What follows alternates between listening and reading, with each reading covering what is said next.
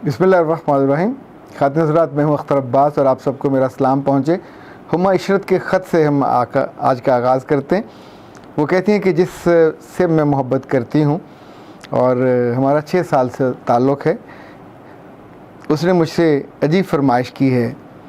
वो कहता है कि अपनी ड्रेस लेस पिक्चर भेजो, फिर रिश्ता भेजूँगा, और अगर तुमने ना भेजी तो रिश्ता देखने मेरी माँ या घर से कोई भी नहीं आएगा।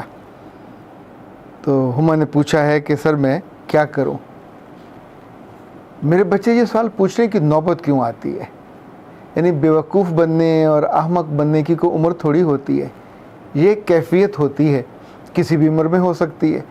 आप सोचिए कि एक आदमी अपनी जहनीत के घटियापन का आला तरीन इजहार आपसे कर रहा है, 6 साल से आपके साथ है। उसकी सीरियसनेस का आलम यह है कि ना आप कभी उसके घर गए हो, ना वो कभी आपके घर आया, ना उसकी माँ आई, ना बाप आया, ना बहन आई, ना भाई आया, कोई एक आपको नहीं जानता, और उसने आपके साथ खेला, वक्त स्पेंड किया।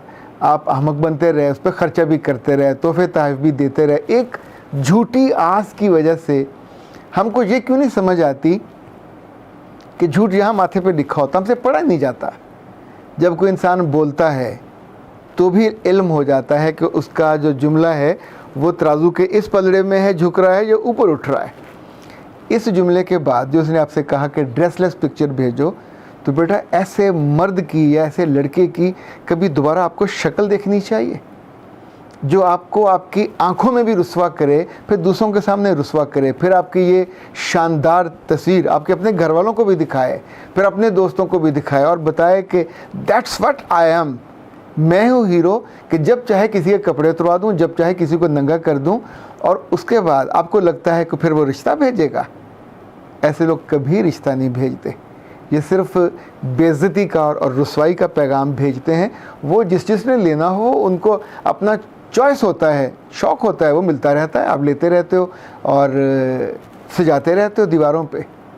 फिर उसके बाद या तो ख़ुदकुशी होती है या फिर उम्र भर का रोना होता है।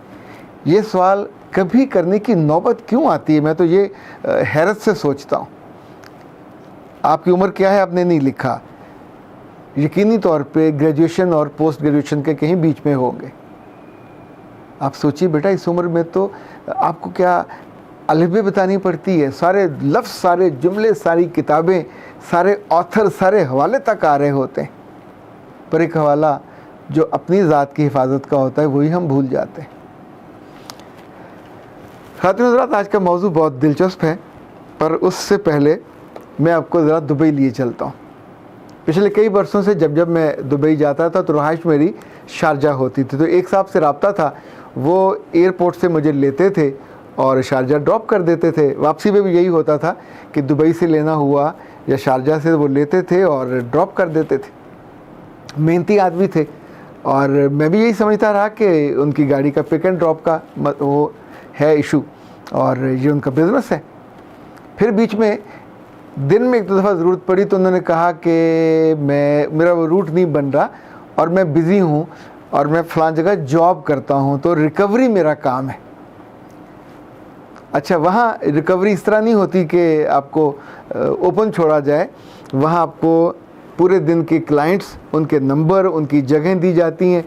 तो कि एक आध जगह मैं उनके साथ गया, उन्होंने गाड़ी बाहर खड़ी की, अंदर गए, जाके किसी बंदे से मुलाकात की। रिकवरी नहीं हुई, पर उन्होंने वहीं से SMS किया, अपनी लोकेशन दी और फिर हम आगे अपने काम पे चले गए। फिर एक दिन उन्होंने बताया कि आई एम इन ट्रबल। तो मैंने पूछा क्या हुआ? तो उसने कहा कि कंपनी ने मुझे बताए बिना मेरी गाड़ी में ट्रैकर लगा दिया और मैं जो मुख्तलिफ जगहों पे आता जाता हूँ, ये ट्रैक हो गया कि ये मेरे उस रूट पे नहीं था। पर इशू ये नहीं था, इशू उससे भी बड़ा ये था कि वो शाम को किसी हिंदू ड्राई क्लीनर की दुकान पे उसने जॉब शुरू कर दी। उसका काम था ड्राई क्लीनिंग का भी और कारपेट ड्राई क्लीनिंग का भी। तो ज़ाहिर है कारपेट को गाड़ी में रखता, वहाँ ले के आता। अब वो जो शाम तो जॉब पे नहीं है, ये जो शाम की ट्रैकिंग थी ये सारी ऑफ दी वे थी। सो कंपनी ने उसकी गाड़ी को शाम को आके ऑफिस खड़ी करे और सुबह आके अपने काम पे निकले तो ले जाए। जब ये उसके साथ हुआ होगा तो मैंने उससे पूछा कि जिस लम्हे ये हुआ तुम्हारे साथ, उस लम्हे तुम अपनी कंपनी के मैनेजर से जब बात कर रहे थे तो उसकी आंखों में तुम्हारा आई कांटेक्ट हो रहा था? उसने कहा नहीं, मैं तो अपनी आंख उठा नहीं रहा था। याद रखिएगा, जब जब हम किसी के एतबार को और एतमाद को ठेस पहुंचाते हैं, अंदर से हम सोच रहे होते हैं आई एम वेरी स्मार्ट और मैं ये कर लूँगा, ये मैं कर दूँगा, और आप कहीं ना कहीं करके फ़ायदा उठा रहे होते हैं। पर इन द लॉन्ग रन आप सोचिए कि आप अपने पूरे ट्रस्ट की पूरी बिल्डिंग को तहस नहस कर रहे होते हैं। बरसों से उसकी जॉब वहाँ लगी हुई थी और उस छोटे लालच के नतीजे में, या यूँ समझे उसने सोचा कि मैं कंपनी को बेवकूफ़ बना लूँगा, उन्हें पता नहीं चलेगा। पर हर कंपनी में हर लेवल पे, छोटी हो या बड़ी हो, जो भी सुपरविज़न में बैठे हुए होते हैं वो यही चीज़ें तो देख रहे होते हैं। आप छोटे लेवल पे भी देखिए, आप वॉचमैन को बिठाते हो चौकीदारा करने के लिए, हिफाजत करने के लिए। आप कभी रात को चेक करो और सोया हुआ मिले। आप ड्राइवर को गाड़ी देते हो अपनी फैमिली और अपने ऑफिस के कामों पे, और किसी रोज़ अपनी बीवी बच्चों को बिठा के वो ज़ू गया और आपको पता चल जाए तो कितनी खुशी और राहत होती। इसी तौर पे आप अपने सिस्टम पे किसी को अलाउ करें और वो बैठ के काम आपका कर रहा हो और उस बीच में वो अपना काम शुरू कर दे। इवन अदारे तो इस बात को भी मेक श्योर करते हैं कि सीवी में अगर किसी को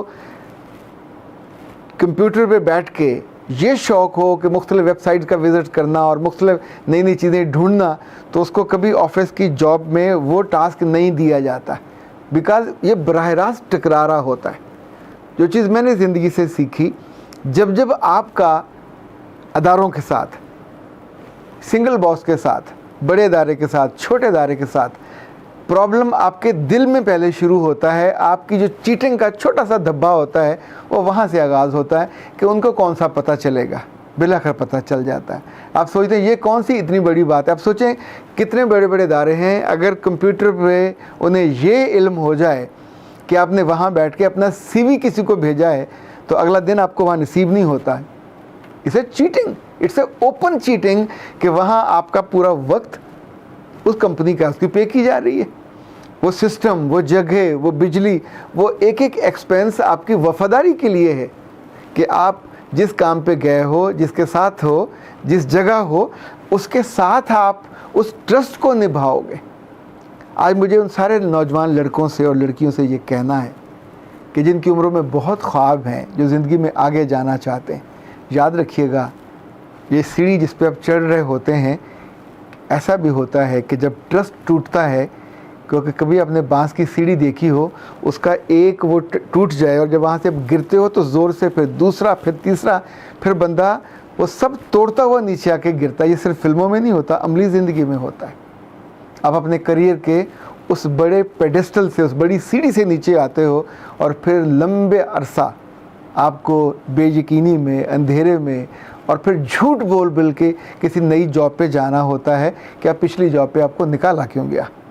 ऐसी नौबत ही क्यों आए कि आप उस ट्रस्ट को तोड़ो। वो किसी गाड़ी का हो, वो किसी टास्क का हो, वो किसी असाइनमेंट का हो, वो किसी सहूलत का हो जो आपको दी गई हो, चाहे वो चाय का इख्तियार हो। देखें, जब कंपनियां देती हैं कि आप 1 पी सकते हैं, 2 पी सकते हैं, तो जो लोग लालच करते हैं, मीननेस करते हैं, बिलाखिर वो सबकी चाय बंद करवा देते हैं। इसी तौर पे बिल्कुल छोटे छोटे पर्क्स हैं जो अदारे आपको दे रहे होते हैं, पर जब जब कोई उसका मिसयूज़ करता है, ऐसा नहीं होता कि लोग अंधे होते हैं, लोगों को नज़र नहीं आता।